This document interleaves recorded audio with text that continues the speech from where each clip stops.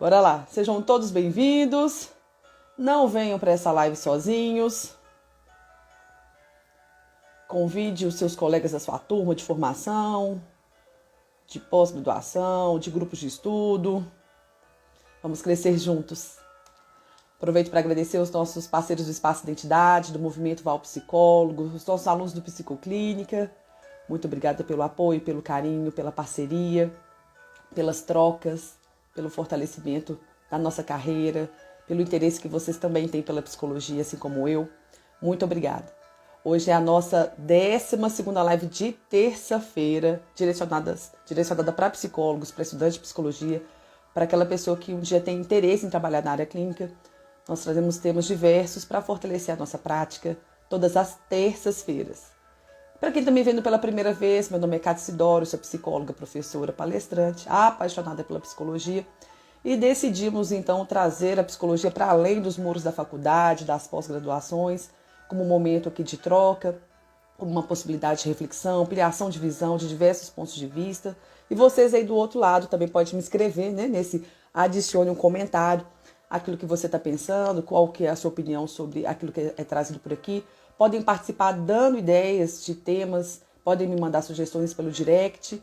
E então nós estamos aqui fortalecendo essa rede de profissionais daquilo que tem em comum entre nós, porque nós somos todos psicólogos.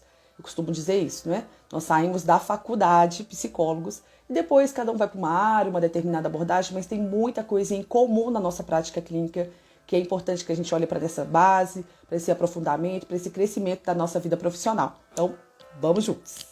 Sejam muito bem-vindos.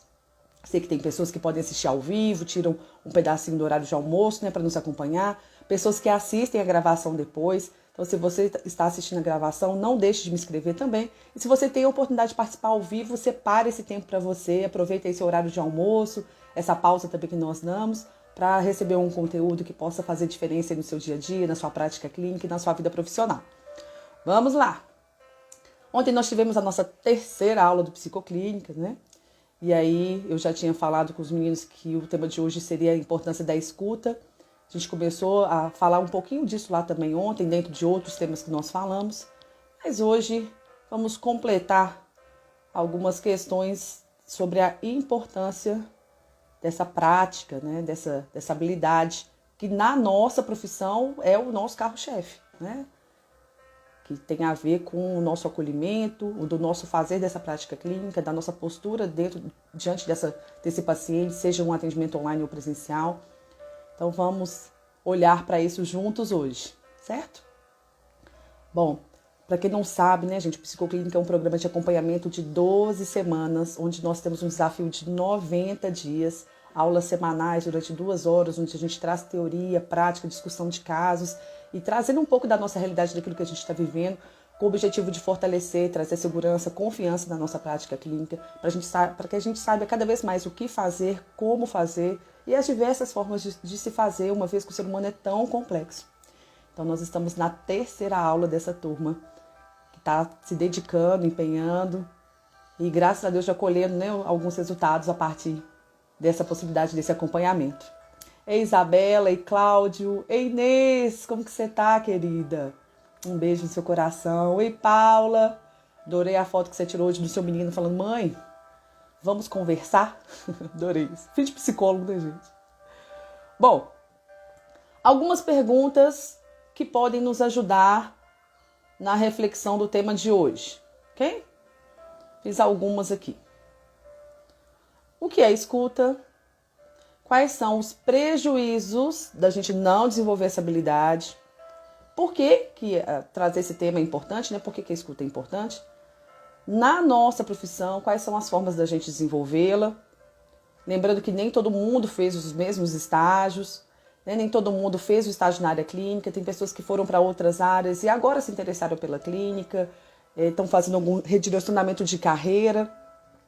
Ou mesmo assim, né, de repente teve um estágio na clínica que atualmente a sua prática é totalmente diferente, a sua abordagem é totalmente diferente. Ou você está há muito tempo sozinho no consultório, não consegue mais distinguir se aquilo que você está fazendo está sendo adequado, está sendo inadequado, né? A Paula escreveu exato, filho de psicólogo. Obrigada, gente. Obrigada, Marcos. Bom, então, bora olhar para isso, né? E quais são os benefícios, então, da escuta no nosso dia a dia, na nossa prática, no nosso fazer? Vamos começar pelo início, hein, Maura Bessa? Adoro, gente, ver vocês aqui. Então, no básico do básico, né? E a gente vai aprofundando, tá? O que é escuta? Então, lembrando, diferente do ouvir, né? Esse ato mecânico do ouvir agora, eu tô aqui falando com vocês, tem uma música tocando, tem passarinho cantando lá fora, tem um barulho de uma determinada obra, passa às vezes um caminhão um pouco mais barulhento lá na rua. Então, a gente, né, a questão do ouvir é um mecanismo que está disponível aí pra gente, né, como recurso para quem escuta, claro. E a gente vai captando esses diversos sons, mas diferente da escuta, que tem a ver estar consciente, atento, num estado de presença diante daquele que fala. Então, nesse momento, por exemplo, a gente pode usar essa live para a gente treinar a nossa escuta.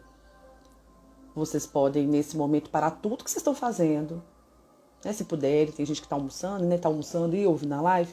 Mas para quem puder, dá uma paradinha, para estar atento, para estar presente nesse momento que vocês separaram para vocês. E vamos começar a treinar isso, né?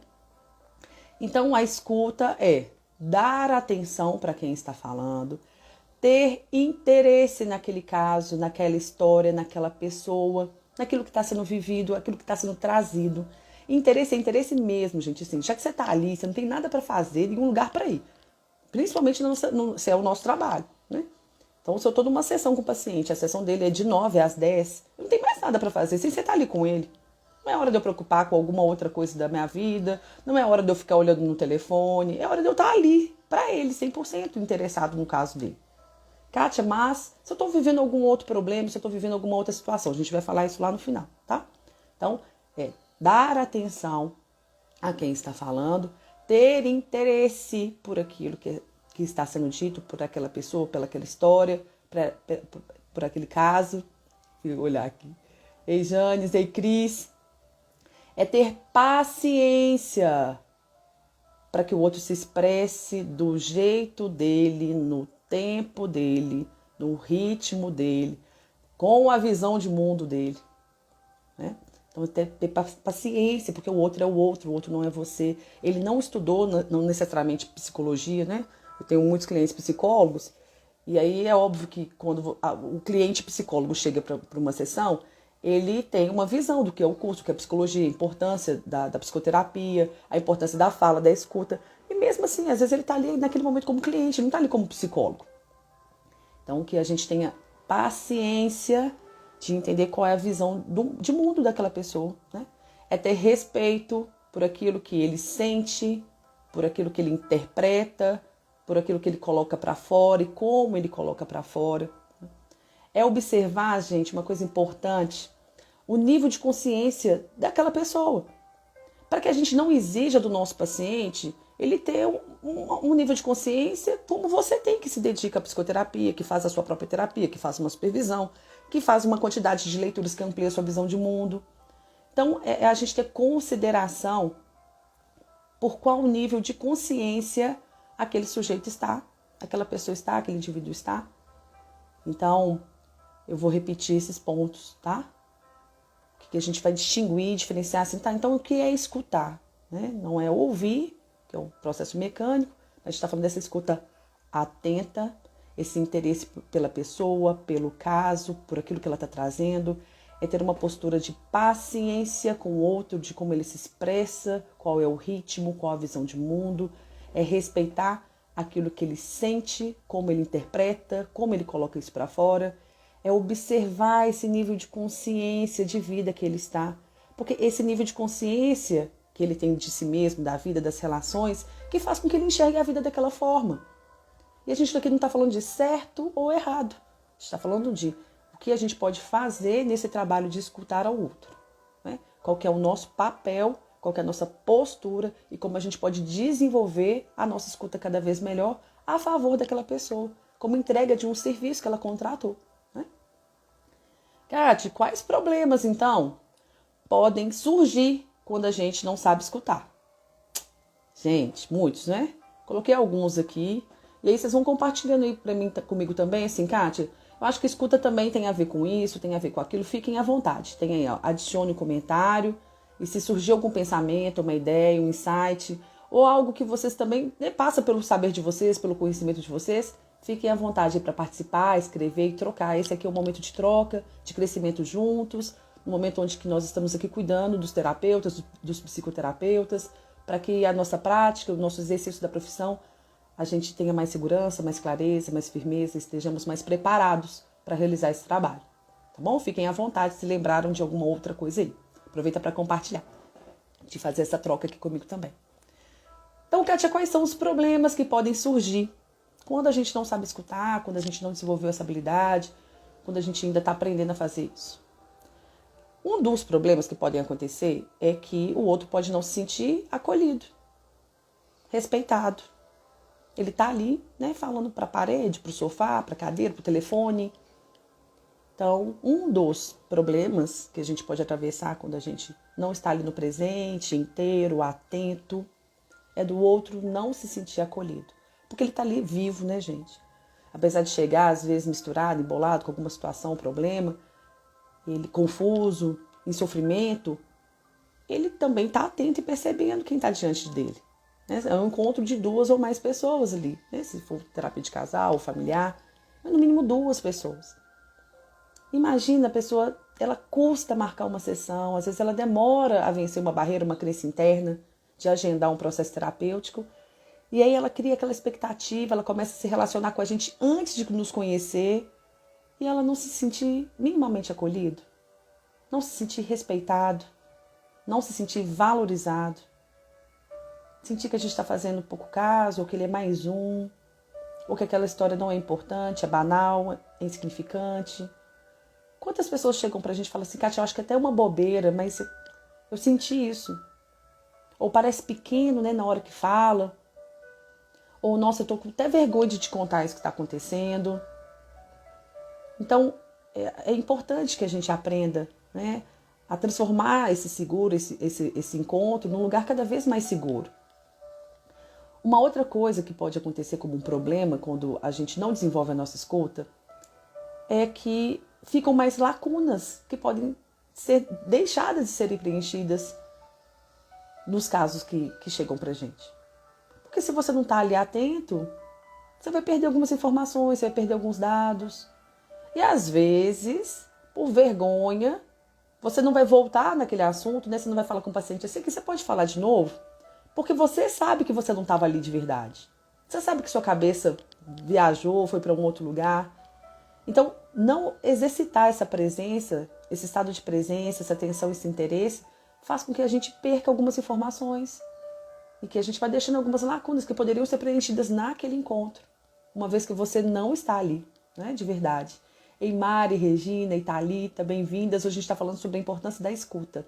Fiquem à vontade para participar, para acrescentar, para colocar a opinião de vocês, a percepção de vocês aqui também como um momento de troca, né, dos diversos pontos de vista profissionais que nós temos. Então o outro pode não se sentir acolhido, as lacunas elas podem ficar mais sem serem preenchidas. A gente perde, gente, a oportunidade de construir uma relação de confiança com esse paciente. E dele se sentir seguro na nossa presença, para poder trazer o que ele quiser, né? Então imagina, como que a gente constrói um processo terapêutico sem construir uma relação de confiança com aquele que nos escuta, com aquele que nos acolhe, por aquele profissional que a gente escolheu para acompanhar uma jornada da nossa vida, uma situação que a gente não consegue enxergar os nossos outros pontos de vista, os nossos pontos cegos. Então tem muitos problemas quando a gente não desenvolve a escuta.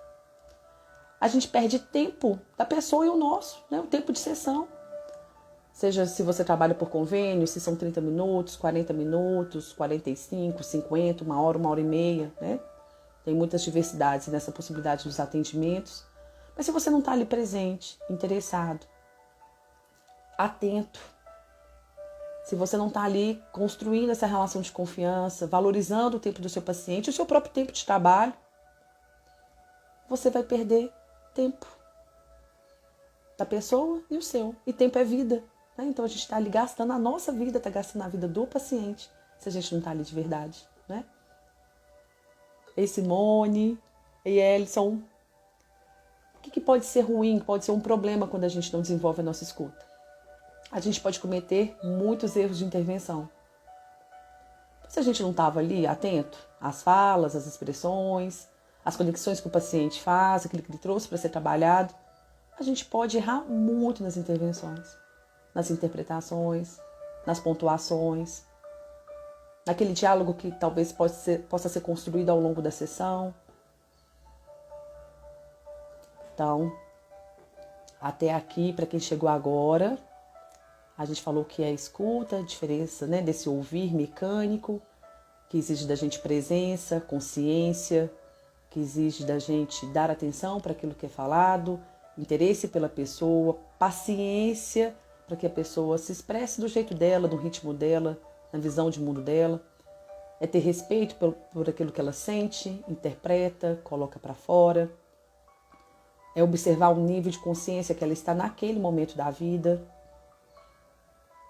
E os problemas que podem surgir são vários, vocês podem lembrar de outros aí, mas eu coloquei da pessoa não se sentir acolhido, respeitado, valorizado, que ficam lacunas sem serem compreendidas diante daquele caso, que a gente perde a oportunidade de construir uma relação de confiança e segurança com os nossos pacientes, a gente perde tempo da nossa vida e a vida do outro, e sim, a gente pode cometer muitos erros de intervenções, pontuações, diálogos, porque a gente perdeu a fala, a expressão, as conexões que o outro trouxe para a sessão para ser trabalhado.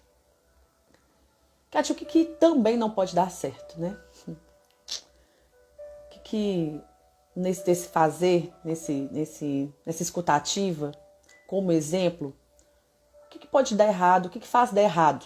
Acho que fica melhor assim. O que também pode fazer dar errado? Gente, não sei vocês, né? Mas já conversaram com pessoas que têm dificuldade de te olhar nos olhos, que não olha para o seu rosto, que durante o diálogo fica olhando para fora, olha para o chão, olha para o teto, olha para o celular. Eu ia pegar o celular, mas ele que está fazendo a live aqui. Olha para o celular. Então, uma coisa que pode te prejudicar é se você tem muita dificuldade de fazer contato visual. Eu não tô falando daquele contato visual que fica encarando a pessoa assim, quase comendo ela com o olho não, viu, gente? Mas essa do olhar para quem fala. É de olhar para o rosto da pessoa, não precisa fixar dentro do olho dela. Mas é muito estranho e de verdade passa uma sensação muito desconfortável você conversar com a pessoa que ela não olha para você. Então avalie aí, né? Das pessoas que você conversa, inclusive no dia a dia. Você olha para a pessoa nos olhos, você olha para ela, você vira o seu corpo para ela. Já observou aquelas pessoas assim, você está conversando, mas ela está virada para cá? Às vezes você sai para um restaurante para jantar, ou você está numa conversa, numa roda, e o corpo dela está voltado para um outro lugar. Observe se você é dessas pessoas, ou observe as pessoas que são assim com vocês. Só para exemplificar. Kátia, mas num lugar informal, tanto faz. Ok, num lugar informal, tanto faz, mas depende, né? Se é uma pessoa que te chamou para um encontro, para conversar, para desabafar. Estou falando fora da profissão, né? Que estava com saudade de você e te chamou para uma conversa. Onde você está ali? Você está ali de verdade? Você saiu da sua casa, você pegou um Uber, você foi encontrar com essas pessoas, mas você estava ali? E no caso da nossa profissão, gente, eu sei que, principalmente agora, né, com os atendimentos online, a gente liga a tela, igual eu tô aqui, não tô vendo o rostinho de vocês, mas quem faz atendimento online sabe disso. A gente tá aqui olhando para a tela o tempo todo. Então observe como você faz. Se você for fazer algum tipo de anotação, avisa pro seu paciente assim, olha, durante as sessões eu faço algumas anotações e se por acaso eu abaixar os olhos, eu tô olhando para isso, né?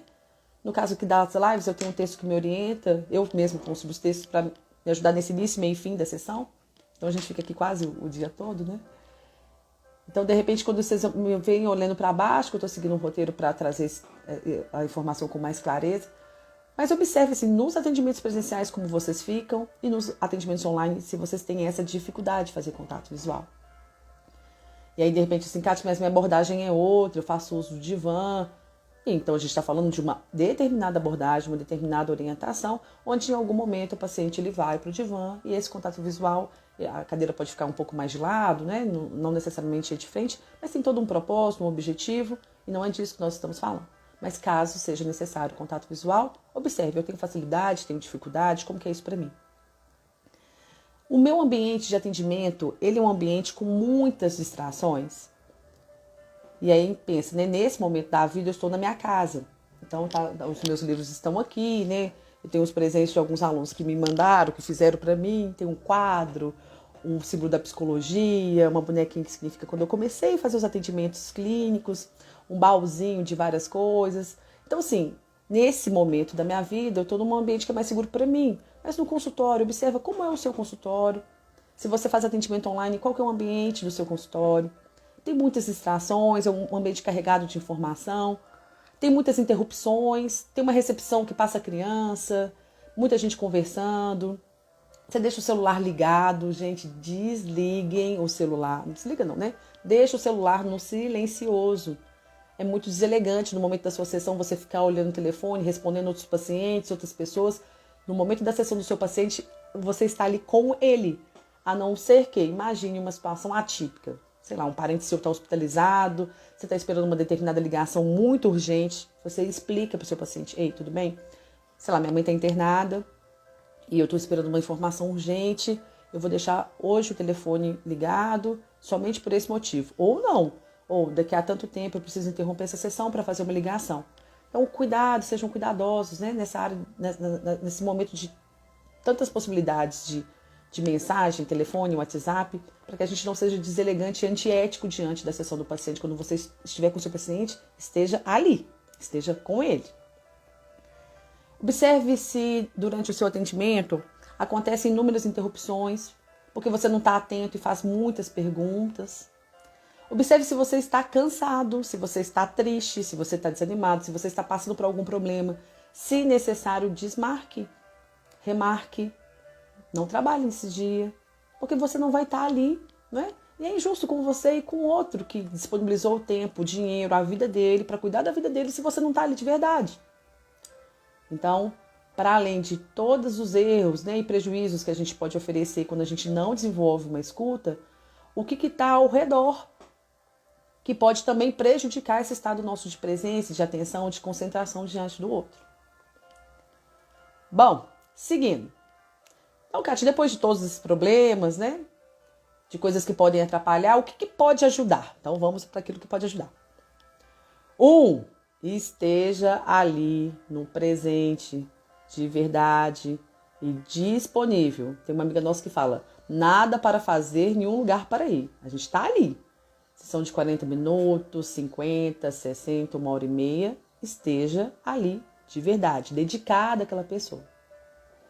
2. Se interesse pela história da pessoa, pela expressão da pessoa, pelo caso que ela traz. Né? Tem interesse por aquele material que está chegando para você, pelo aquele texto que está chegando através da pessoa, para que seja trabalhado com você. Treine a sua suspensão de julgamento. Né? O Zé Roberto que falava isso, assim, às vezes a gente vai julgar, a gente passa a vida inteira aprendendo a fazer avaliações de certo, errado, adequado e inadequado, e então essa habilidade de suspender o nosso julgamento, nosso juízo de valor é para a vida inteira. Kátia, onde que a gente faz isso? Vai trabalhar suas questões na sua terapia. No seu processo terapêutico, você vai trabalhar os seus julgamentos, os seus preconceitos, aquilo que te incomoda, aquilo que esbarra nas suas vivências. Então, no seu processo terapêutico, vai lá desmisturar, porque senão você vai embolar com o seu paciente. E na hora que ele começar a falar alguma coisa, vai juntar com algo, uma sombrinha sua que você não trabalhou, vai potencializar uma dor sua, um sofrimento, e inconscientemente a gente para de escutar também, porque esbarra em algo nosso. Se for algo que eu não quero trabalhar, não estou pronto para trabalhar, então mantenha o seu processo terapêutico, cuide das suas mazelas, das suas dores, dos seus julgamentos, dos seus preconceitos, para não embolar suas histórias com as histórias dos seus pacientes. 4. Se necessário, em algum momento, suponhamos que você está ali atento, mas não compreendeu. Gente, nenhum problema a gente fazer perguntas, né? Eu estou ali, Kátia, atento, mas o paciente chegou muito confuso, ou a história está muito confusa, ele está muito atrapalhado, muito emocionado. Eu posso fazer perguntas? Claro que pode. Né? No momento certo, você chega para a pessoa e fala, você se importa de repetir isso que você disse? Ou o que você compreendeu disso que você falou? Não é nenhum problema você fazer perguntas pontuais, caso você não entenda algo. Né? 5. Desenvolva uma postura de um certo recolhimento, de um silêncio ativo e intencional, né? Para que seja criado esse espaço de fala do outro, onde ele é a pessoa principal que está ali. Quantas vezes, né, principalmente quando está no início da carreira, ou um caso que você está um pouco inseguro, ou um primeiro atendimento de um paciente que você também construiu uma imagem dele interna, nós profissionais, às vezes a gente fica mais preocupado com aquilo que está sendo dito, ou as perguntas que podem ser ditas por nós, do que pela pessoa que está ali. Então, tem essa postura de recolhimento, vai desenvolvendo essa postura de recolhimento, dando cada vez mais espaço para o seu paciente, onde ele ali é a pessoa principal, para que ele sinta as suas necessidades acolhidas, para que ele sinta que aquele espaço é dele, para que ele se sinta à vontade para trazer o texto dele, o barulho dele, o desconforto dele, as vozes dele, né? Porque é através da fala e da escuta que o nosso trabalho se desenvolve. 6. Ao escutar, identifique quem fala. Quais são os papéis? Quem está ali? É a Kátia psicóloga, é a Kátia professora, é a Kátia filha, é a Kátia sobrinha, é a Kátia amiga, é a Kátia mulher. Quem está ali falando? E observe assim, quais são os papéis que aparecem no texto dessas pessoas, o que eu posso começar a identificar em quem fala naquele momento, até para a gente conseguir identificar essa questão dos níveis de consciência, das interpretações, das dores, do sofrimento, onde que isso começa. É algo de agora ou é algo do passado? É um medo do futuro? É algo que está misturado com alguma situação de mãe, de pai, de contexto político, social, econômico, financeiro? É algo que tem a ver com uma dor de abandono, de rejeição? Que tipo de sofrimento que está ali? Ei Silvia, ei Vivi, ei Jordana, a gente hoje está falando sobre a importância da escuta, ok? Identifique se no texto da pessoa, a pessoa está apoiada em falar mais de problemas ou de trazer mais soluções. Se é um texto que carrega muita culpa, muita mágoa, muita revolta. Se é um texto que carrega uma culpa de si mesma, uma autorresponsabilização, o nível de consciência da participação dessa pessoa do mundo. Observe o que a pessoa está vendo, para onde ela está olhando, o que ela está escutando, o que ela está sentindo, qual é a interpretação dela daquele fato, sobre aquilo que ela está vivendo. Ao exercitar a sua escuta ativa, reflexiva, verifique assim, o que isso pode te ajudar na ampliação da compreensão daquele caso, para enxergar outros pontos de vista e os pontos de vista cegos daquela pessoa que está procurando por uma ajuda e de repente ela quer construir ali novos caminhos de soluções que ela não conseguiu a partir daquilo que ela viu, interpretou, daquele momento que ela está vivendo, daquele nível de consciência que ela está. Verifique se saindo um pouco desse contexto, enxergando, né, se afastando como um drone. A modernidade vai chegando, a gente vai mudando as nomenclaturas, né? Olhando um pouco de cima, se você, junto com ela, ajuda a enxergar os pontos cegos, os novos pontos de vista, as novas interpretações, porque enxergar algo diferente faz a gente sentir algo diferente, faz a gente compreender algo diferente, faz a gente rodar um novo texto dentro da gente. E seja calmo, honesto, cuidadoso com quem te pede ajuda.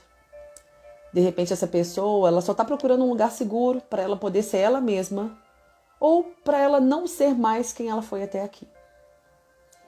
Então, resumão desses últimos tópicos do que pode ajudar. Esteja ali no presente, de verdade e disponível. Se interesse de verdade por aquilo que a pessoa traz, pela sua história, pelo seu caso, por ela. Treine a suspensão de julgamento, de juízo de valor. Use o seu espaço terapêutico para cuidar dos seus preconceitos, dos seus emaranhamentos, das suas histórias pessoais, daquilo que em você é uma sombra. Se necessário, faça perguntas, peça para a pessoa te explicar novamente, repetir aquela frase. Tenha uma postura, desenvolva essa postura de recolhimento, de um silêncio ativo e intencional, para que aquele espaço de fala seja principalmente de quem te procura. Ao escutar, identifica quem fala, quais são os papéis, se é da esposa, da amiga, da professora, da profissional, da filha, da mulher, do homem, né? Identifique Se o texto da pessoa que ela fala, ela está carregada, apoiada em problemas, em soluções, em sentimentos de mágoa, culpa, rancor, ou de autorresponsabilização e tomada de consciência da construção da própria vida. Observe se o que a pessoa está vendo, ouvindo, sentindo e interpretando tem a ver com aquele momento de vida, se está misturado com outras coisas, se estão misturadas com problemas familiares, problemas do passado, atuais do presente ou preocupações do futuro.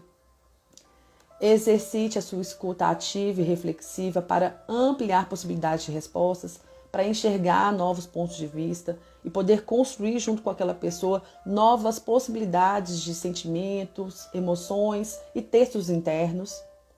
E sejamos, calmos, honestos, cuidadosos com quem bate na nossa porta, por quem nos manda uma mensagem pedindo ajuda, porque de fato pode ser um único momento, assim, talvez que ela possa ser ela mesma, ou para que ela possa desconstruir quem ela foi e se dar uma chance de construir quem ela deseja ser. Bom, dito isso, não saber ouvir, né, gente? Então é um grande problema na nossa profissão e também nas nossas relações pessoais, interpessoais. E treinar e desenvolver essa habilidade é o nosso papel, nossa obrigação, nossa responsabilidade no nosso dia a dia. E a gente pode desenvolver isso em cada oportunidade, a cada encontro, com diversas outras pessoas. Mesmo que você não esteja nesse papel de psicólogo, né? Como psicólogo principalmente. Mas observe, eu estou tendo paciência, eu estou tendo interesse, eu estou ali de verdade. Eu me importo com essa pessoa, né? Escute as pessoas, ofereça esse apoio, esse interesse por aquilo que está sendo dito. Dê atenção, seja empático, tente diminuir os ruídos da comunicação, compreenda os diversos pontos de vista, mantenha o contato visual, evite conversar com as pessoas olhando para o lado, para cima, para o celular. Tenha paciência e respeito com o nível de consciência daquela pessoa que apresenta naquele momento da vida. E lembre-se, num mundo onde as pessoas estão super atarefadas, muito distraídas, muito impacientes, com uma enxurrada de prazeres muito rápidos e momentâneos, a gente precisa treinar e desenvolver essa habilidade que nos deixa humanos, não é? Que faz com que os outros se sintam importantes, valorizados e respeitados. Acolha essas pessoas, passe essa confiança para o outro. E isso é claro, né, gente? Se você se propôs a ouvir alguém. Ah, nossa, eu vou encontrar com um amigo, é o meu trabalho, eu quero ser um psicólogo clínico, ou eu vivo de clínica. Então, isso faz parte do desenvolvimento da nossa habilidade, no nosso dia a dia, inclusive melhorando e potencializando os nossos resultados no tratamento e no acompanhamento dessas vidas. Então, Kátia, por que isso é importante? É importante para a gente saber o que a gente está fazendo, como está fazendo. É importante para que as pessoas tenham confiança no nosso trabalho, para que elas valorizem também a psicologia e percebam a importância e valor de serem acompanhados por um profissional. Para dar credibilidade e força para a nossa profissão, para os nossos profissionais, para que você se sinta seguro, responsável, ativo e preparado para fazer o seu trabalho. Olhando para nós terapeutas, né? Porque isso é comum, independente da sua abordagem. O que é comum entre nós? O acolhimento, a construção do lugar seguro, a escuta atenta, o interesse, o se interessar, o se importar pelo outro. A compreensão de que nós também somos uma demanda relacional e essas pessoas elas já chegam para a gente com o imaginário do que é um psicólogo, para que a gente possa fazer melhor a nossa avaliação, a demanda do paciente, o plano de tratamento e acompanhamento dele, para que a gente consiga explicar de forma clara e consciente como funciona o nosso trabalho, para que ele possa aproveitar melhor esses encontros, melhor a própria sessão, para que ele possa usar o nosso serviço a favor da ampliação da sua saúde mental, emocional, relacional. Né? Nós somos promotores de saúde para as nossas vidas e para a vida dessas pessoas. E eu reconheço, tá, gente, que tem vários caminhos, né? Eu imagino aqui quem está escutando deve estar pensando na própria prática ou no próprio dia a dia. Mas esse é um depoimento meu, que estou no campo de batalha há mais de 18 anos. Né? As observações que eu fiz e já faço, formando tantos alunos que passaram pela academia, pela pós-graduação, e todos os outros que eu dou supervisão, que estão com a gente no nosso trabalho de psicoclínica, e tantos outros trabalhos que eu já realizei. Não é um caminho único, né? São pontos de vista que eu estou aqui compartilhando, não é uma receita de bolo. Mas depois de todos esses anos, né, fica cada vez um pouco mais claro para mim, organizado, não falei fácil, esse exercício da nossa profissão e aquilo que pode nos dar um pouco mais de segurança, confiança, ética, nesse trabalho diário do consultório, né? Que a gente realiza de uma forma, às vezes, muito sozinhos e ficamos sem parâmetros, assim, eu estou no caminho certo, isso está adequado, como que isso é feito? Então essa live é para isso, né? Para você lembrar da importância do exercício da escuta, os problemas que podem acontecer, os prejuízos que podem acontecer. E se a gente fizer alguns ajustes importantes, a gente vai desenvolvendo essa prática cada vez melhor. Mas a principal delas é se interesse pela pessoa, esteja ali de verdade, atenta no presente. Se interesse pelo outro. Valorize aquele texto, valorize ele ter tirado um tempo da vida dele para cuidar dele com você. E para finalizar, eu peço a ajuda de ninguém, nada mais. Adoro, né, gente, trazer o Rubem Alves aqui toda vez que eu tenho essa oportunidade que combina com algum tema de live. Tem um texto dele muito curioso que se chama A Escutatória. Talvez em algum momento da vida você já ouviu. Aproveita para ouvir de novo e refletir junto comigo um pouco sobre o que ele traz. Segue o texto, abre aspas. Sempre vejo anunciados cursos de oratória. Nunca vi anunciado curso de escutatória. Todo mundo quer aprender a falar. Ninguém quer aprender a ouvir. Pensei em oferecer um curso de escutatória, mas acho que ninguém vai se matricular. Escutar é complicado e sutil. Parafraseio o Alberto Caeiro, que diz: não é bastante ter ouvidos para ouvir o que é dito. É preciso também que haja silêncio dentro da alma. Fecha aspas. Daí a dificuldade. A gente não aguenta ouvir o que o outro diz sem logo dar um palpite melhor, sem misturar o que ele diz com aquilo que a gente tem a dizer. Nossa capacidade de ouvir é a manifestação mais constante e sutil da nossa arrogância e vaidade. No fundo, somos mais bonitos. A nossa incapacidade de ouvir é a manifestação mais constante e sutil da nossa arrogância e vaidade.